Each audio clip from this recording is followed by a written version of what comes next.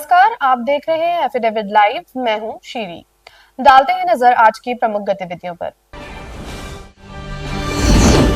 अखिल भारतीय विद्यार्थी परिषद का आज 70वां राष्ट्रीय अधिवेशन होगा शुरू। 3 दिन तक चलने वाले इस अधिवेशन का शुभ आरंभ पद्मश्री श्रीधर वेम्बो ने किया। दिल्ली और एनसीआर में विगत दिनों प्रदूषण और अन्य कारणों से हुए वातावरण में बड़े बदलाव को ध्यान में रखते हुए गोरखपुर में भी विशेष एहतियाती कार्य नगर निगम द्वारा हुए शुरू। समाजवादी पार्टी के संस्थापक मुलायम सिंह यादव की 85वीं जयंती के अवसर पर आज पार्टी कार्यकर्ताओं और पदाधिकारियों ने उनके चित्र पर पुष्पांजलि अर्पित करते हुए उन्हें दी श्रद्धांजलि।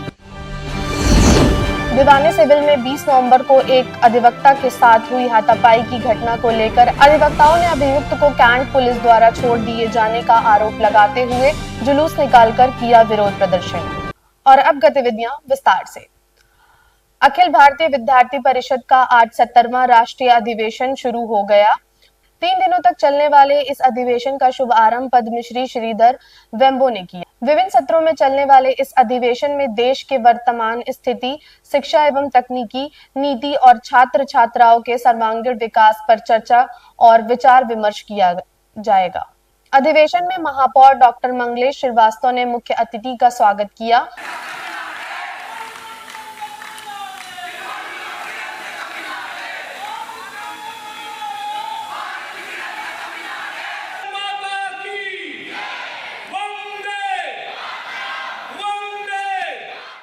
अधिवेशन में देश के विभिन्न क्षेत्रों से आए प्रतिनिधियों के अतिरिक्त बड़ी संख्या में विशेषज्ञ हिस्सेदारी कर रहे हैं।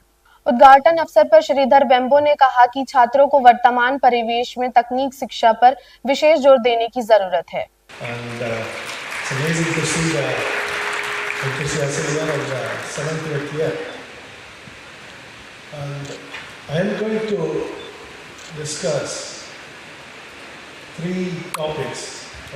Today, and first, as a student, all of you start with confusion. When I look back, when I was 19, 20, 21, even maybe 23, confusion, Brahm, right? Confusion, that's the word. And Kurapam in Tamil, we call it. Delhi और NCR में विगत दिनों प्रदूषण और अन्य कारणों से हुए वातावरण में बड़े बदलाव को ध्यान में रखते हुए गोरखपुर में भी विशेष एहतियात कार्य नगर निगम द्वारा आरंभ किए गए हैं।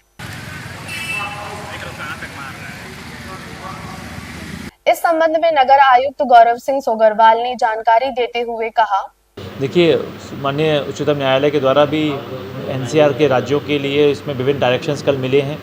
कल के ऑर्डर में विस्तृत डायरेक्शंस दिए गए हैं और ग्रैप प्रणाली लागू करने के लिए कहा गया है।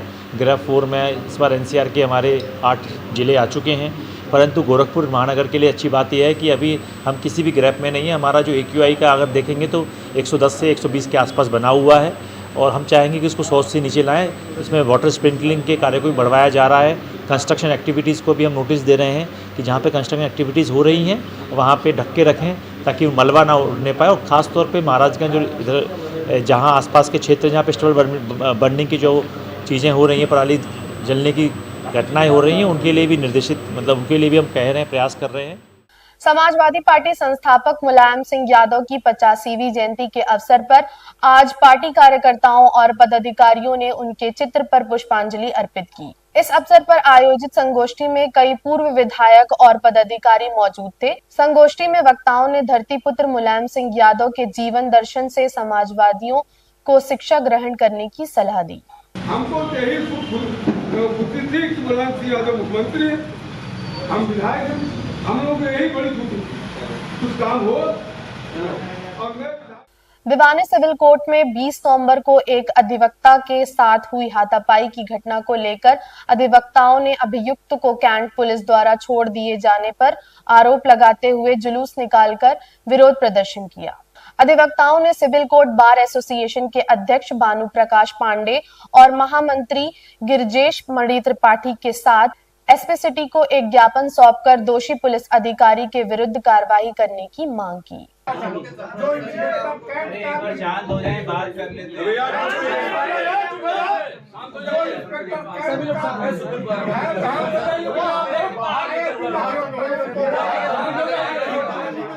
एक अधिवक्ता के ऊपर हमला हो गया था। हमला क्या हो गया था, वो अभी रेकी कर रहे थे। अधिवक्ता को जान से मारने की उनकी नीयत थी। जानकारी मिलने के बाद अधिवक्तागण उसको पकड़े। 2 लोग पकड़े गए, एक सज्जन उसमें से जो थे भाग गए। यह कहा जाता है कि उनके पास पिस्टल भी थी। बाद में हम लोग जा करके थाना कैंट में FIR 307 वगैरह में दर्ज कराया गया और दोनों मुलजिम को ससम्मान पुलिस को दिया गया। परंतु रात में कैंट इंस्पेक्टर ने क्या डील करके और उन दोनों अभियुक्तों को छोड़ दिया और हम लोग को जानकारी नहीं मिल पाई। हम लोग को कल शाम को जानकारी हुई है। उसके बाद तो फिर आवेदन पत्र आया। आज हम लोग न्यायिक कार्य शिविर 1 दिन के लिए है और उसी में कि अविलंब उनकी गिरफ्तारी हो। SPCT से हम लोग मिले हैं।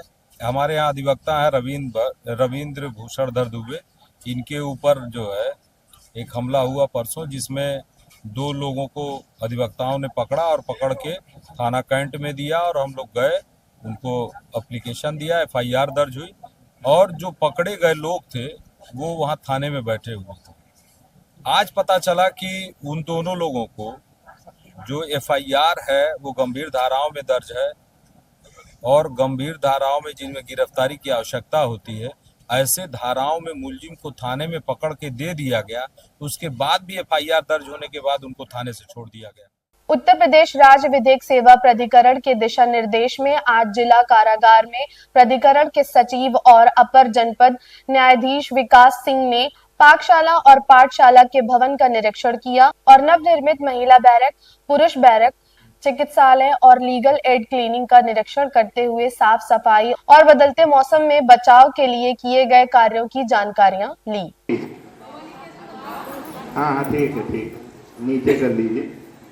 तो घरेलू विवादों के मामले में आप लोग यहाँ पर हैं। घरेलू विवादों का एक और उपाय होता है कि आपसी समझौते से बातचीत करके उसका उपाय निकाला जाए। आज के एफिडेविट लाइव में बस इतना ही। देखते रहिए एफिडेविट लाइव। धन्यवाद।